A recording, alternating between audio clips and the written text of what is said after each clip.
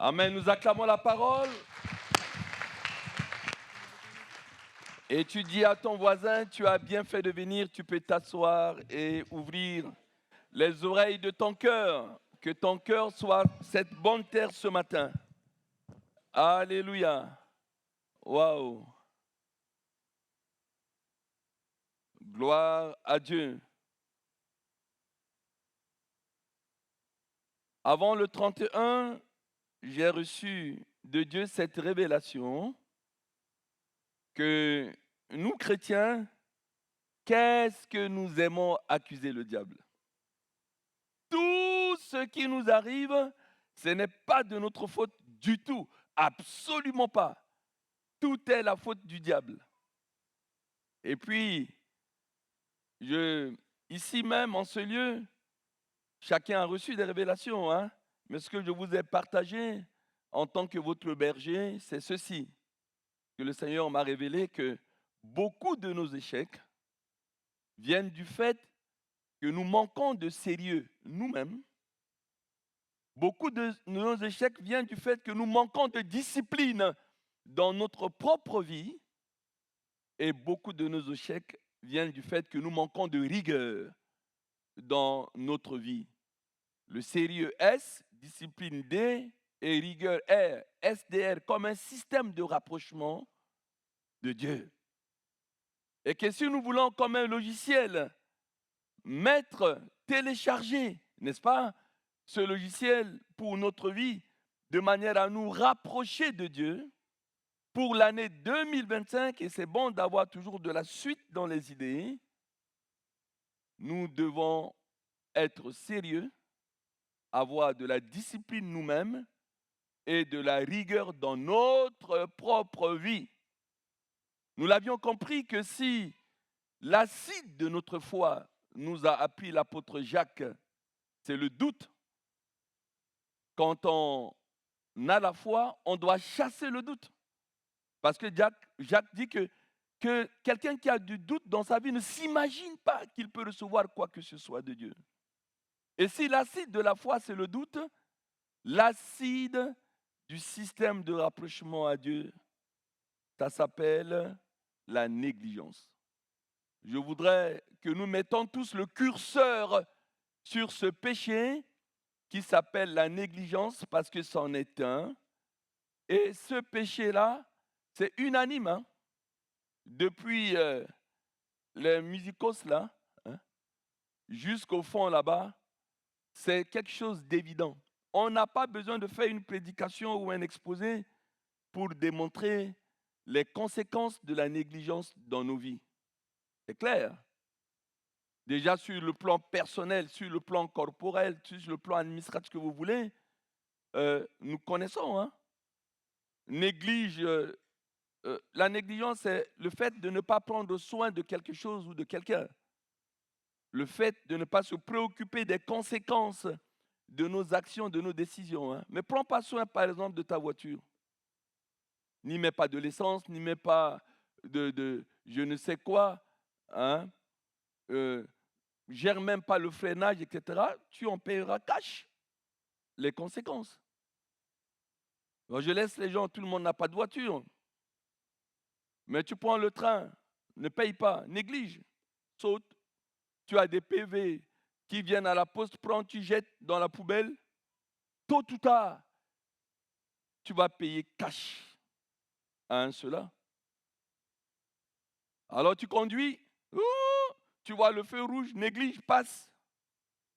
Passe au feu rouge, passe au passage à niveau, etc. et tout. Parce que maintenant, j'interroge mes beaux-fils. Hein? Parce que mes petits-fils, ils viennent me dire, papa a traversé au feu rouge. Et puis, il y a le passage à niveau, papa est passé. Et mes beaux-fils se justifient. Ils disent, non, c'est pas vrai, on est passé, et puis ça a sonné après. Il dit, attention, les enfants grandissent. Voilà. Mais le nombre de... Aujourd'hui, que ce soit dans l'église ou ailleurs chez nos amis, on n'a plus de permis, vrai ou faux. On néglige, Il y a des PV qui viennent, on ne paye pas, on laisse -1, -2, -3, -4. Il n'y a plus personne n'a de permis. Hein. Avec le que vous dites amen ou pas, c'est vrai. Après, on cafouille, on, on prie même pour que les policiers ne nous arrêtent pas. Beaucoup de chrétiens qui conduisent sans permis, etc. C'est la négligence, tout ça. Moi, je paye cash quand je refuse de me laver. Hein. Je vais me tourner dans le lit, mes pores me respirent mal, je sens la sueur. Ah, j'ai pas envie de me laver. Hein. Je paye cash, on paye cash la négligence. Donc, vous le savez tous, les conséquences de la négligence. Donc, ce matin, je voudrais, et le Saint-Esprit me mettait à cœur que nous zoomons sur la négligence sur le plan de notre vie spirituelle. Parce que, comme je vous l'ai dit, sur tous les autres plans, nous payons cash, sur le plan de finances, de ceci, de cela. Payez pas vos impôts, vous allez voir. Ne remplissez pas une déclaration d'impôt, vous allez voir. Tôt ou tard, le fisc vous bloquera. Quelqu'un a dit ouais. Ah, il peut témoigner. Hein. Je vois, c'est Tossou. Voilà, tu témoigneras tout à l'heure, après le culte, parce que ça doit être concret. Vous voyez, c'est concret, ces thèmes-là. Et le Saint-Esprit me dit, pour ce matin, oublie un peu Satan. C'est toi. La négligence, c'est toi-même. C'est ce que tu négliges. Tu ne prends pas soin de quelque chose, de quelqu'un. Tu ne te préoccupes pas des conséquences des décisions de tes actions. Tu es négligent, tu es désinvolte. Parce que dans la négligence, il y a la désinvolture, il y a la paresse, il y a tout, on le verra. Rapidement, j'ai juste 4 post-it. Le premier post-it, Jérémie 48, verset 10. Je l'ai rappelé à tous les services de l'Église dès le mois de décembre, quand j'ai fait un petit séminaire à tous les services de l'Église, groupe de louanges, groupe d'accueil, groupe de ceci, multimédia. Nous avons partagé ce verset de Jérémie 48, verset 10. Maudit soit celui qui fait avec négligence l'œuvre de Dieu. C'est juste la partie A qui m'intéresse. Déjà, vous voyez, tu fais l'œuvre de Dieu, mais en faisant l'œuvre de Dieu, tu peux recevoir de la malédiction. Coucou, tu écoutes. Quand on fait l'œuvre de Dieu, on se dit, quand même, on a donné du temps, on fait l'œuvre de Dieu. On n'est que béni. Faux. Tu peux faire l'œuvre de Dieu et recevoir de la malédiction. Ça dépend de comment tu fais l'œuvre de Dieu. Est-ce que tu le fais vraiment avec sérieux ou avec négligence? D'ailleurs, je me suis occupé du recrutement de tous les choristes du groupe de louange A cette année. Je commence à avoir l'intention de recruter le groupe B l'année prochaine, pour des raisons qui me sont personnelles. Mais cette année, j'ai recruté le groupe A. Et Fidèle m'a dit, pasteur, une des conditions pour entrer dans le groupe, c'est le travail. Parce que j'ai noté vraiment qu'on ne peut pas avancer quand on néglige le travail. Il dit, mais explique-moi, c'est quoi le travail? Il me dit, regarde, il y a une liste, on l'envoie aux choristes, et chez eux, ils ne travaillent pas. Ils négligent cette liste à telle enseigne que quand ils arrivent le dimanche, ils ne connaissent même pas les chants. Ils essayent de tâtonner, parce qu'ils n'ont pas travaillé. Ils vivent sur leurs acquis. Ils ne font pas le travail comme ça devait le faire, car tout ce qui mérite d'être fait pour Dieu mérite d'être bien fait, d'être fait avec sérieux. Alors on a des chantres qui sont là, ils sont comme des statues, des figurants, ils ne connaissent pas les chants comme nous, alors qu'ils sont chantres. Ils doivent bosser pour nous apprendre, pendant que nous nous tâtonnons, pendant que nous nous regardons, pour apprendre à chanter, eux, ils doivent nous entraîner. Or, ils sont au même niveau que nous. Et pour le directeur technique, là, il dit c'est le nœud gordien de la chose. Tu rentres dans le groupe de louange, il faut travailler.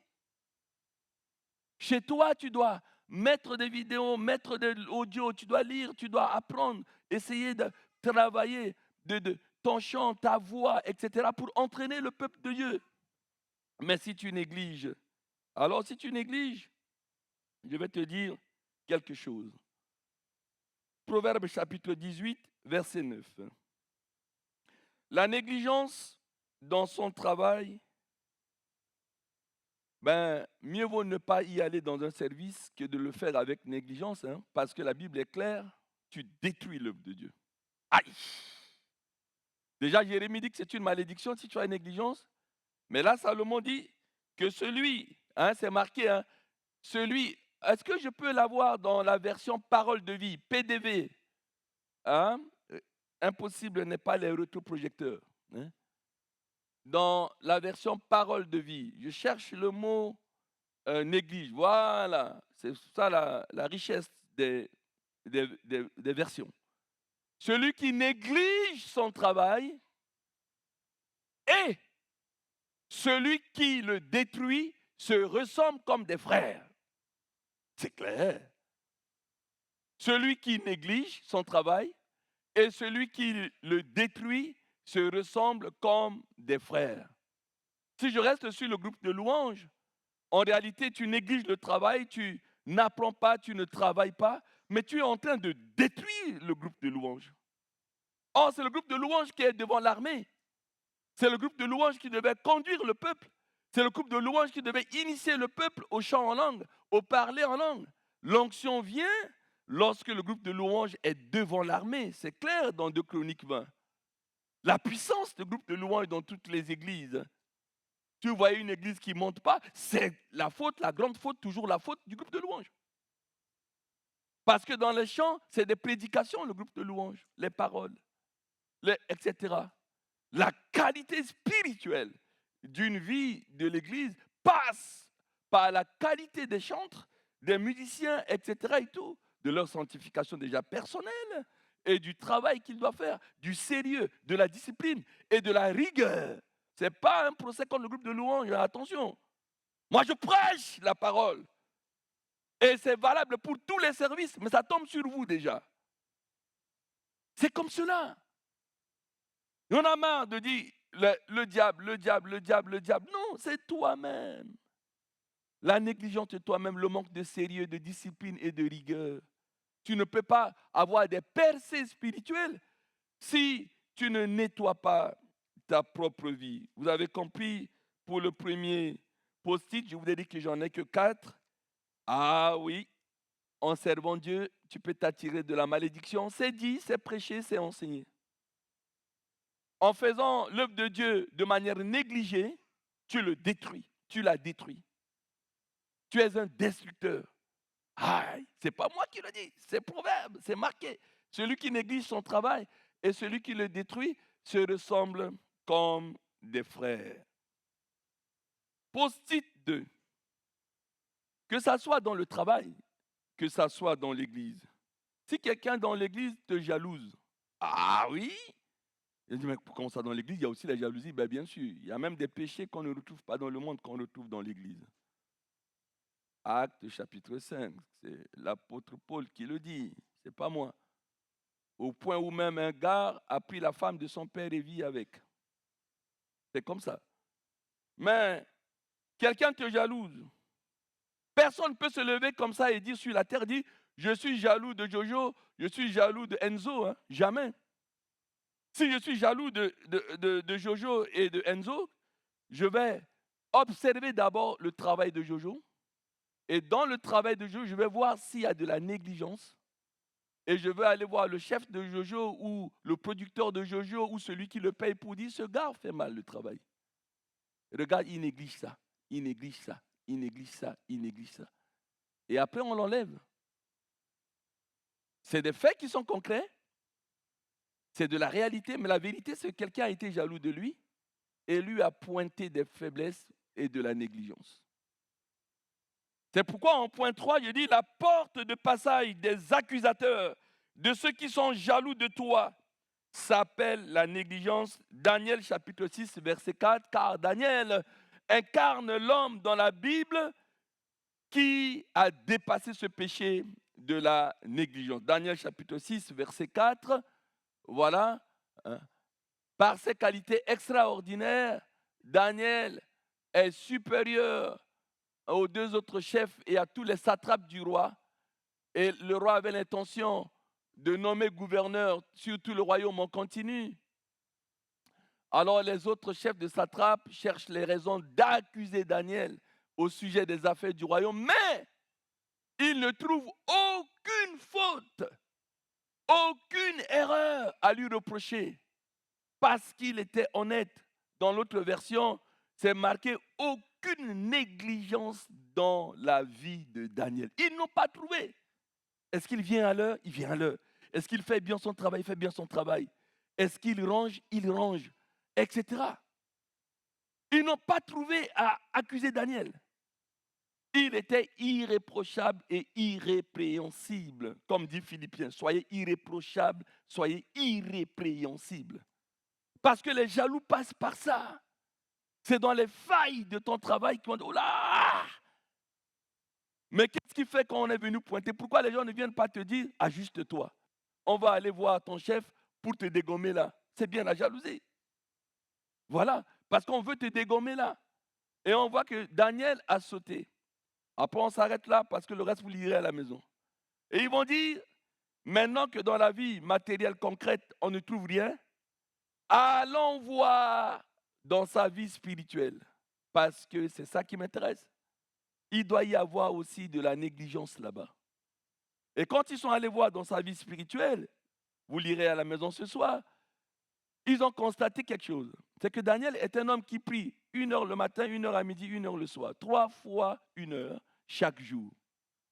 Ils ont dit, tiens, bon, on va faire un édit, un décret, et on va dire au roi que pendant un délai de 30 jours, personne ne doit prier n'importe quel Dieu si ce n'est que toi. En fait, ils cherchaient à attraper Daniel.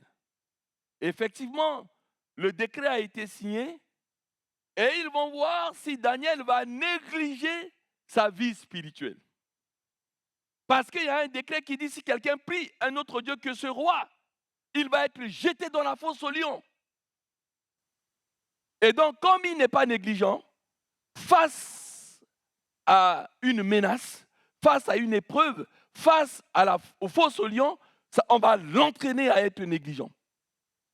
Et il se pointe chez Daniel, il le plante, il y a une flagrance délice, hein, il y a une flagrance, il prend la main dans le sac, il est en train de prier.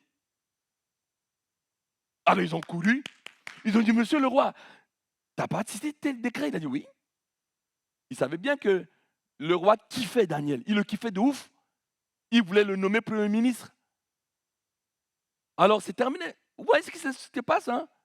Lorsqu'il y a un changement de gouvernement, on donne 2 ou 3 noms que tel va être nommé. Oh, canard enchaîné, les trucs, tout le monde cherche des défauts. Est-ce que tu as embrassé quelqu'un? Tu as touché quelqu'un? Depuis ta naissance, on cherche des choses pour sortir pour te détruire. Pour te détruire. Et ils ont commencé à chercher, etc. Oh, mais lui là, il a prié. On a les photos, on a la vidéo. On vient de dire, Daniel a dit oui, j'ai prié. Il a refusé d'être négligent. C'est comme ça qu'il a triomphé de la fosse aux lions. On va chercher dans ta vie matérielle de tous les jours et dans ta vie spirituelle, le test de négligence se fait pour voir. Si on n'arrive pas là, on voit dans ta vie spirituelle s'il y a de la négligence et on t'attrape. Mais là, Daniel en est sorti.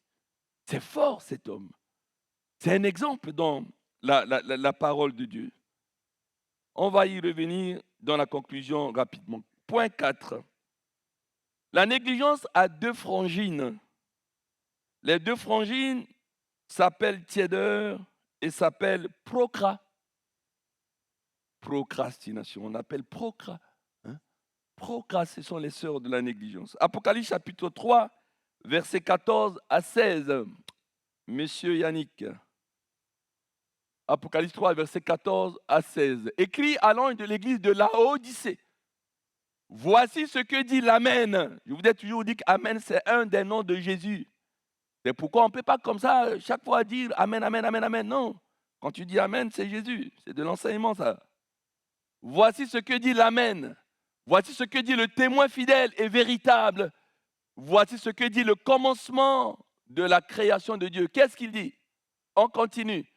Je connais tes œuvres, église de Laodicée. Église Laodicée, c'est l'ensemble, c'est le rassemblement des chrétiens qui vivent à Laodicée comme à Pierre-Lé.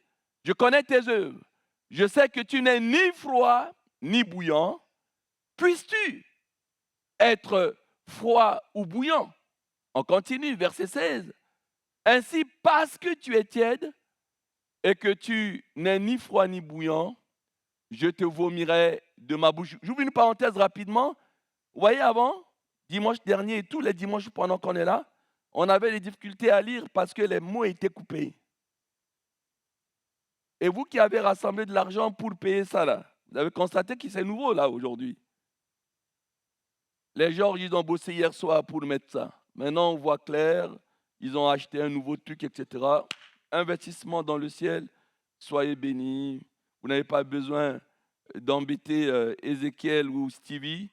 Voilà, vous avez fait de vous-même par amour pour votre Dieu. Soyez bénis. Ça facilite quand vous-même vous passez ici.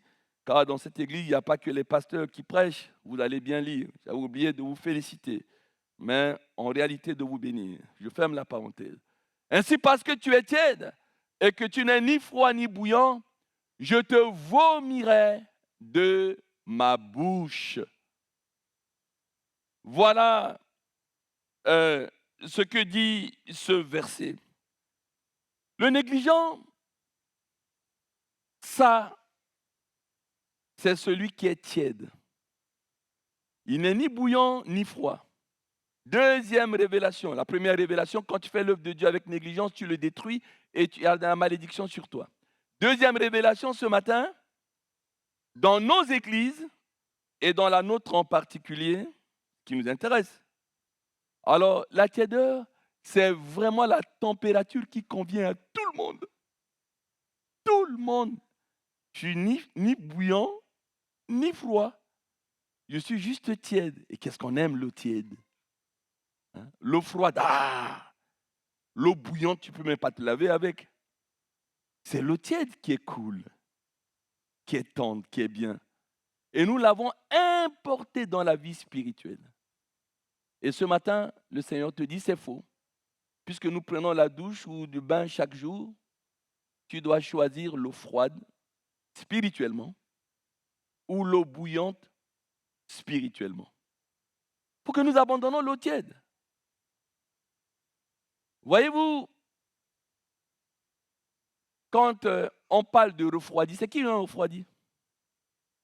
C'est quelqu'un qui a été bouillant, mais parce qu'il est bouillant, on l'a tellement critiqué. Ah, il veut se faire voir, ah, celui-là, celle-là.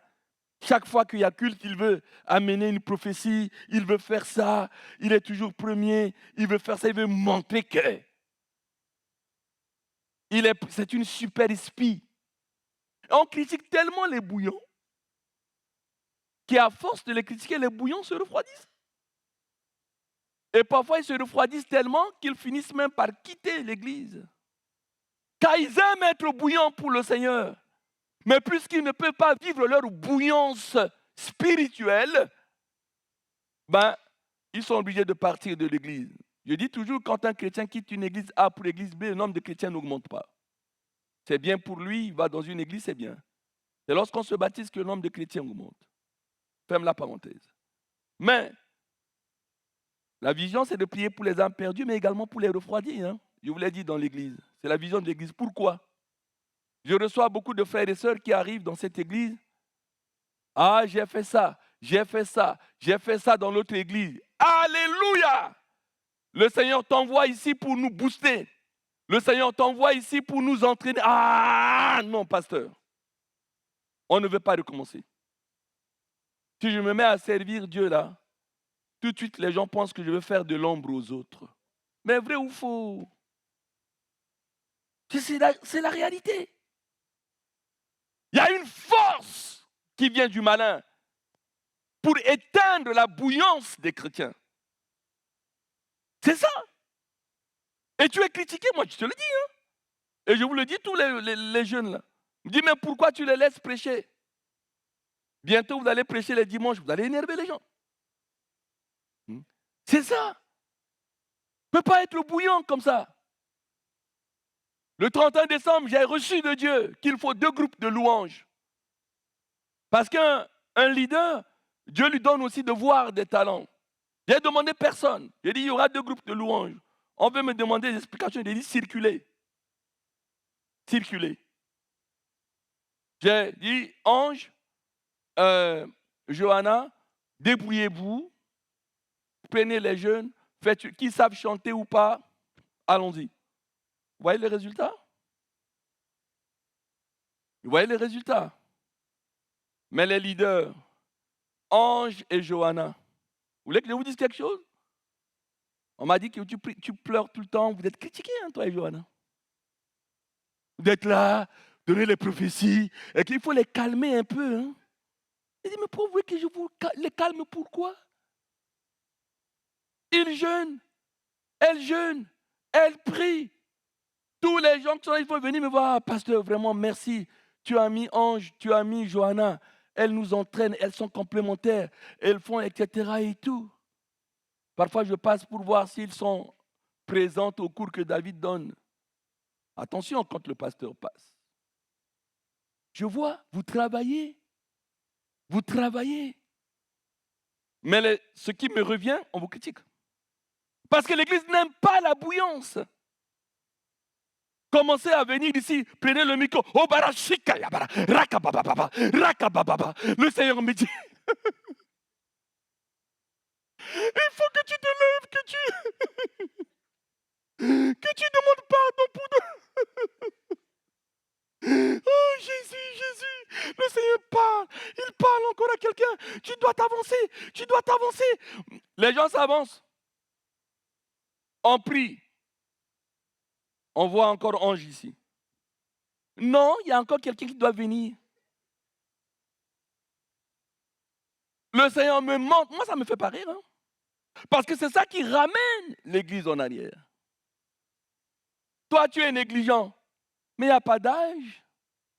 Paul n'a pas vécu, fait partie des 12 apôtres. Et c'est celui qui nous a enseigné le plus. Où sont les 12 apôtres? C'est Paul qui a prêché. C'est Paul, notre apôtre. Pourtant, c'est Pierre, acte 10, qui chez Corneille a commencé à baptiser les païens. Ce n'est pas Paul. Hein? Mais Paul est présenté aujourd'hui comme l'apôtre des païens. Alors que c'est Pierre qui a commencé.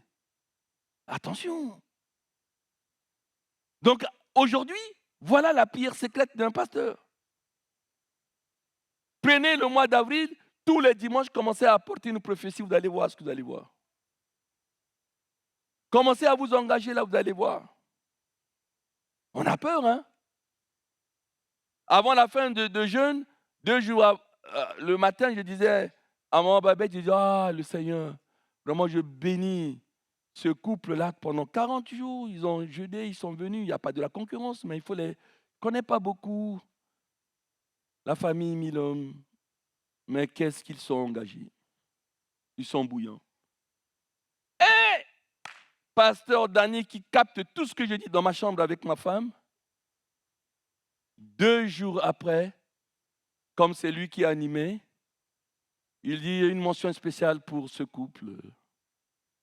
Pendant 40 jours, je suis regardé avec Babette, il dit, mais ce mec,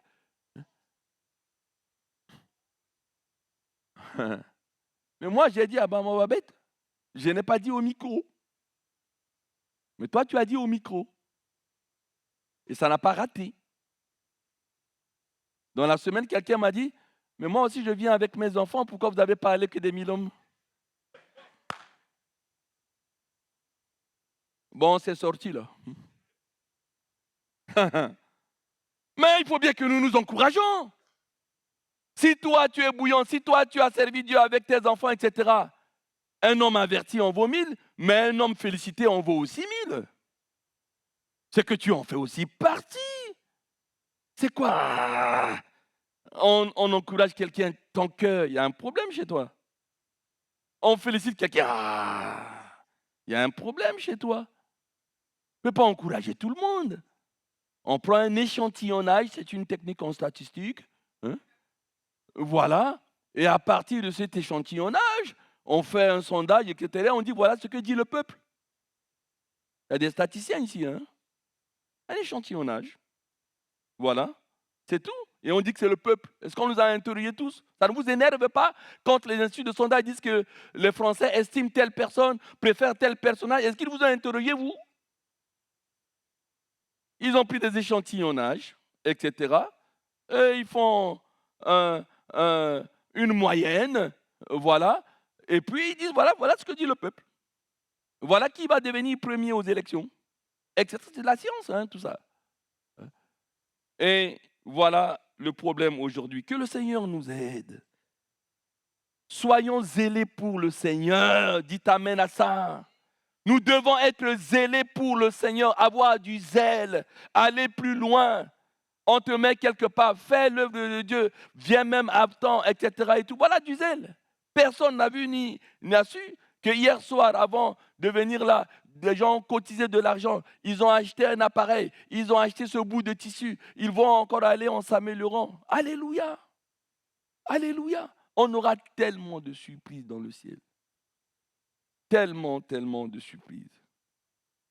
Avant-dernier point, le point 5, Jérémie 2,5, c'est l'enseignement tiré du premier miracle que fit Jésus. Quel est cet enseignement tiré du premier miracle que fit Jésus? Il a été donné par Marie. C'est Marie, la mère de Jésus, qui a donné cet enseignement. Le vin venait à manquer. Il n'y avait plus de joie car le vin symbolise la joie. Il a commencé des murmures, des critiques. Ah oui, ils ont fait un mariage, mais il n'y a pas assez de vin. Le vin est terminé, ils n'ont pas fait, etc. Et Jean chapitre 2, hein, Jean, ça c'est Jérémie 2,5. Je parle de Jean. Peut-être que je me suis trompé, mais je parle de Jean. Jean 2,5. Yannick. Sa mère dit au serviteur, faites ce qu'il vous dira. Et à partir de ça, on peut même continuer au verset 6 et 7, s'il te plaît. Qu'est-ce qu'il va leur dire? Or, il y avait là 6 vases de pierre destinés aux purifications des Juifs et contenant chacun 2 ou 3 mesures, verset 7. Jésus va leur dire, qu'est-ce qu'il leur dit? Remplissez d'eau ces vases, et ils remplirent jusqu'au bord, connaissant la suite, et ça s'est transformé en vin. Question, si les gens avaient négligé, vous voyez, il fallait aller puiser de l'eau, hein, c'est le verbe qui est utilisé. Ce n'est pas nous, on ouvre un robinet là, tout de suite, non. Il faut aller puiser dans les puits. Hein. Mais si ils allaient en traînant les pieds, pourtant à le mariage, ils mettent 2 heures pour le faire, ils reviennent, juste avec un verre d'eau, ils versent dans le vase. L'autre vient avec juste une bouteille. Mais Jésus allait attendre. Hein. Prenez votre temps, négligez, faites avec nonchalance ce que je vous ai demandé. Est-ce que, mais peut-être jusqu'à 4 heures du matin, le mariage serait terminé, il ne devait pas y avoir miracle. Car le miracle, c'est l'ordinaire de l'humain, plus l'extraordinaire du divin qui donne le miracle. Il faut que l'humain fasse sa part, puise de l'eau, remplisse les amphores, et par le miracle de Jésus, transpuiser et amener à l'ordonnateur du repas. Et au moment où ils veulent amener, c'est devenu, à quel moment c'est devenu le vin, on ne sait pas. Vous qui avez des enfants, vous constatez bien que chaque jour l'enfant grandit, prend de la taille, de la hauteur. À quel moment il grandit? Ses cartilages, ses os. C'est à 1h du matin, à 2h, à 3h, à 4h. On ne sait pas. C'est un miracle ça. Voir comment les enfants poussent, grandissent. Une fois que l'homme a fait sa part, eh bien, le miracle se fait. Nous pleurons parce qu'il n'y a pas de miracle dans nos églises. Mais as-tu fait ta part? Vous savez que la négligence, c'est comme... on parle du refus poli. Il y a des gens qui ne refusent jamais, mais ils cherchent des excuses pour refuser les choses. Il n'y a pas de désobéissants, hein, mais il y a des négligents. En réalité, la négligence, c'est la plus haute forme de désobéissance. Parce que la négligence, c'est soft. Bon, j'ai été négligent, hein, mais jamais quelqu'un te dit j'ai été désobéissant. Parce que c'est fort. Et donc, on peut dire j'ai été négligent. Mais c'est grave d'être négligent. C'est très, très, très grave. Et s'ils avaient négligé, comment tu vas faire? Hein? Vous savez, oublie ton voisin parce que je suis dans la conclusion. Faites ce qu'il vous dira. Qu'est-ce que Dieu te dit de faire? Même pour cette semaine. Peut-être qu'il t'a dit de ne pas manger, de ne pas boire. Juste une matinée. Juste une journée. Tu as négligé, non? Peut-être Dieu te dit, eh ben, tu es venu par tel chemin. Au retour, ne reprends pas le même chemin. Tu es venu par l'autoroute, ne reprends pas le national. On fait toutes ces expériences-là hein, quand on conduit. Etc., etc. Lorsqu'on néglige la parole de Dieu, c'est mon mot de conclusion, on paye cash. C'est clair. Lorsqu'on néglige la parole de Dieu, on paye cash. Mon message est terminé. Nous lisons 1 Roi, chapitre 13, versets 7 à 10, parce qu'on ne va pas lire tout. Le reste, vous lirez à la maison. Ensuite, le verset 18.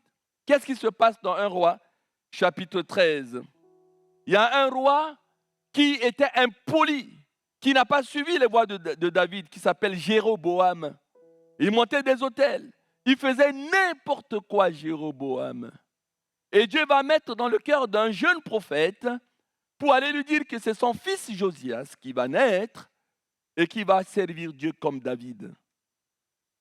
Et voilà que ce roi, il arrive, il quitte Juda, il vient à Bethel, comme ça tu connais le contexte rapidement, et il vient à Bethel.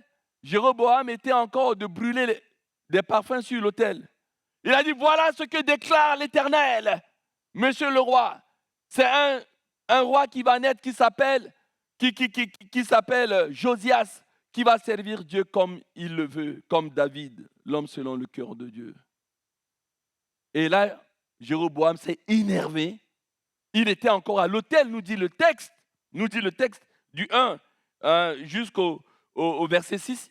Le texte dit, il a étendu sa main comme ça. Il a dit, saisissez-le, arrêtez-le, ce prophète-là.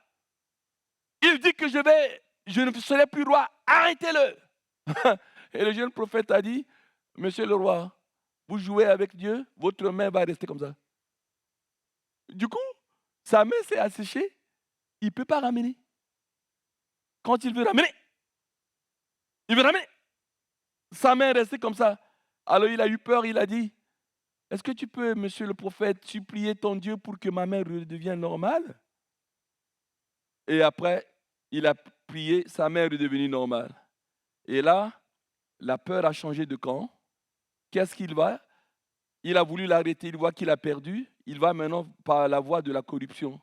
Il dit, le roi dit à l'homme de Dieu, entre avec moi dans la maison, tu prendras quelque nourriture et je te donnerai un présent, un cadeau. On y va?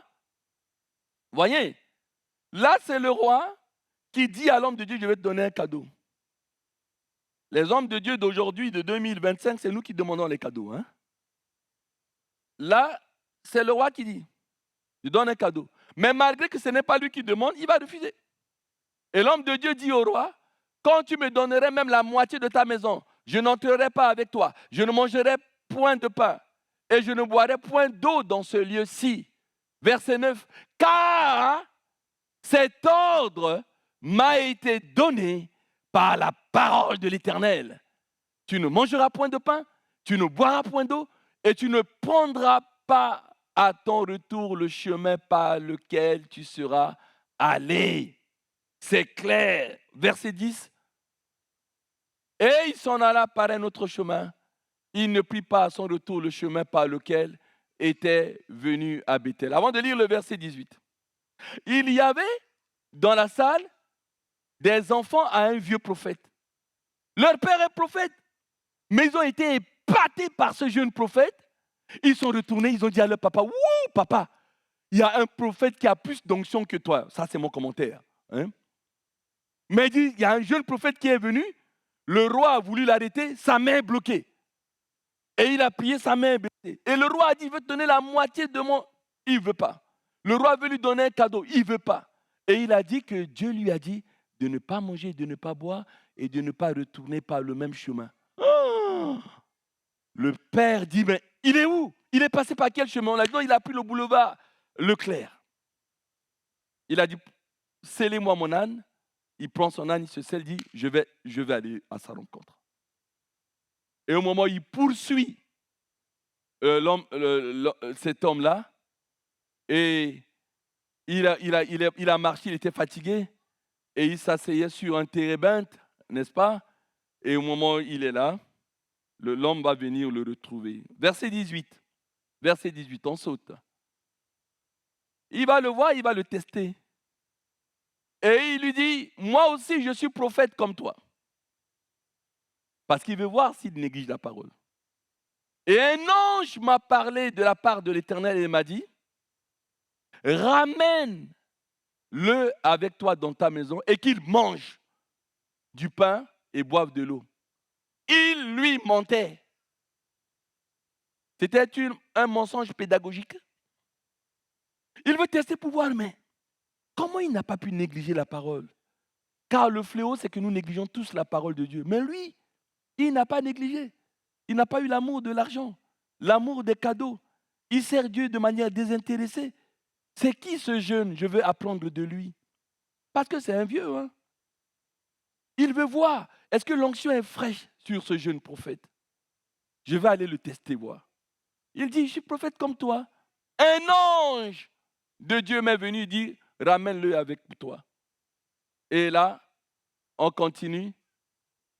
L'homme de Dieu retourna avec lui. Il mangea du pain et but de l'eau dans sa maison. Voyez-vous, c'est exactement comme Daniel.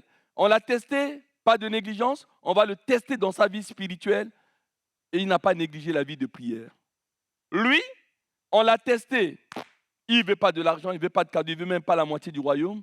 Mais dans sa vie spirituelle, il y a une relâche. Il y a une relâche. Il a négligé la parole. Il a été impressionné. On dit, un ange, moi aussi je suis prophète, il est perdu. Attention. Et là, il retourne avec dans sa maison, verset 20. Comme ils étaient assis à table, la parole de l'Éternel fut adressée au prophète qui l'avait ramené. Et il cria à l'homme de Dieu qui était venu de Juda, ainsi parle l'Éternel, parce que tu as été rebelle, on le change par un négligent à l'ordre de l'Éternel, et que tu n'as pas observé le commandement que l'Éternel, ton Dieu, t'avait ordonné, verset 22, parce que tu es retourné et que tu as mangé du pain et bu de l'eau dans le lieu dont il t'avait dit, tu n'y mangeras point de pain et tu n'y boiras point d'eau, ton cadavre n'entrera pas dans le sépulcre, n'est-ce pas, de tes pères, dans le sépulcre de tes pères. Le reste, vous pouvez lire à la maison. Et au moment où il est retourné, il y a un lion qui le tue. Le lion ne le mange pas, il est resté à côté de l'âne. Et on est allé dire à l'homme de Dieu que le jeune prophète est mort et il est venu encore prendre le corps, il l'a enterré, il a pleuré.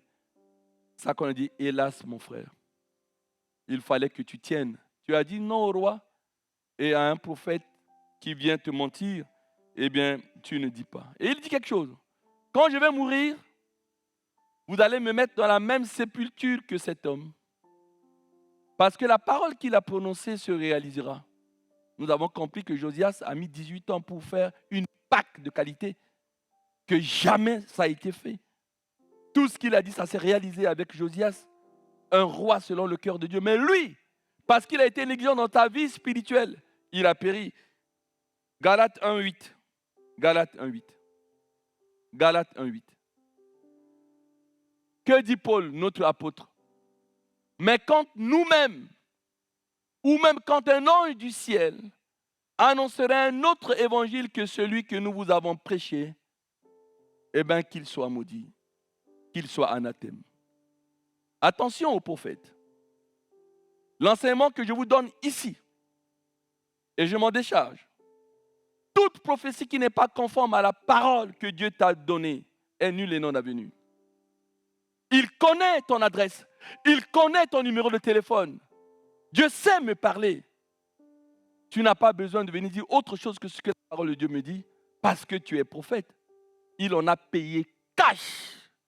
Même si un ange vient te dire autre chose, même si nous-mêmes, Dieu t'a parlé. Mange pas, bois pas, ne retourne pas par le même chemin. Mais que Dieu lui-même m'avertisse qu'attention, je vais t'envoyer un prophète et il va te donner un avis contraire. Je serai averti. Que s'est-il passé avec Saul de Tarse? Il a eu un maïguéri de Jésus. Il est tombé aveugle. Mais Dieu va aller dire à Ananias, va dans la rue droite. Il y a un nommé Saul de Tarse qui est en train de prier. Et il a vu en vision un nommé Ananias qui va venir prier pour toi afin que tu recouvres la vue. Et là, au moment où Saul de Tarse, on lui dit coco, il y a un monsieur qui est venu. Qui? Il va demander comment il s'appelle. Parce que Dieu l'a averti. Il a vu en vision un certain Ananias qui est venu prier pour lui. On ne reçoit pas la parole de Dieu comme ça. Hein? Et si un prophète vient te dire, va te jeter sur les rails, tu vas aller le faire? Ou quitte ton mari, quitte ta femme, tu vas aller le faire? Voilà les dérives qui font que les gens aujourd'hui n'aiment pas les charismes. Et ceux qui ne sont pas charismatiques ne veulent pas avoir les manifestations d'esprit parce qu'il y a eu beaucoup de dérives. Des gens se laissent diriger par des prophètes alors qu'ils doivent être dirigés par la parole de Dieu. Attention, hein? Dieu me parle, il sait me parler. C'est clair. Il sait me parler. Attention. Il y a un de mes fils, il est là. Il m'a dit il y a 3 semaines, je suis allé dans un lieu, hein, n'est-ce pas? J'ai vu un pasteur, j'ai dit mon pasteur est centrafricain. Il dit, oh, attention. C'est son cousin Germain qui est président de la République. Mais qu'est-ce qu'il fait en France? Qu'est-ce qu'il t'a dit, mon fils? Il dit, Dieu m'a dit de ne pas encore rentrer. Le jour où il me dira, je rentrerai. Pas parce que le fils de ma tante est président. Je vis, je suis géré par Dieu. Il m'assure mon pain, il m'assure de l'eau. Je suis salarié de Pôle emploi, je suis un smicard, je suis heureux. Je sers Dieu. Il sait là où me dit ce que je dois faire, etc. et tout. Voilà. Pas là à partir comme ça. Je peux aller en Centrafrique, je peux aller au Congo chez mon petit frère, il y a une grande maison, je vais être bien loti, je ne voyage pas. Quand Dieu me le montrera, je le ferai. C'est la vie qui est ainsi faite. Mais si tu négliges la parole de Dieu, tu payes cash. Tu payes cash. Hein? La négligence, on ne joue pas avec. Hein? Matthieu 25, verset 1 à 13, parabole du 10 vierges. Et du haut de ton micro là-bas, tu lis toi-même. Matthieu 25, verset 1 à 13, pour permettre au pasteur Dani de prier pour clôturer ça. Matthieu 25, verset 1 à 13, la parabole des 10 vierges. Et nous allons zoomer sur le verset 3, n'est-ce pas? Où il y a eu négligence. Et puis, voilà, il va devoir conclure comme ça. Le message est encadré. Je vous le donne au nom de Jésus. Alors le royaume des cieux sera semblable à 10 vierges qui, ayant pris leurs lampes, allèrent à la rencontre de l'époux. 5 d'entre elles étaient folles et 5 sages. Les folles, en prenant leurs lampes, ne prirent point d'huile avec elles. Mais les sages prirent, avec leurs lampes, de l'huile dans des vases. Comme l'époux tardait, toutes s'assoupirent et s'endormirent. Au milieu de la nuit, on cria, « Voici l'époux, allez à sa rencontre. » Alors toutes ces vierges se réveillèrent et préparèrent leurs lampes. Les folles dirent aux sages, « Donnez-nous de votre huile,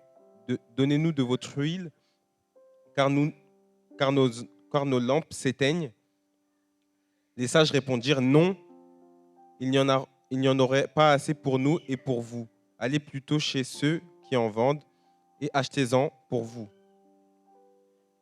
Pendant qu'elles allaient en acheter, l'époux arriva. Celles qui étaient prêtes entrèrent avec lui dans la salle des noces et la porte fut fermée. Plus tard, les autres vierges vinrent et dirent, « Seigneur, Seigneur, ouvre-nous. » Mais il répondit, « Je vous le dis en vérité, je ne vous connais pas. Veillez donc, puisque vous ne savez ni jour ni l'heure. »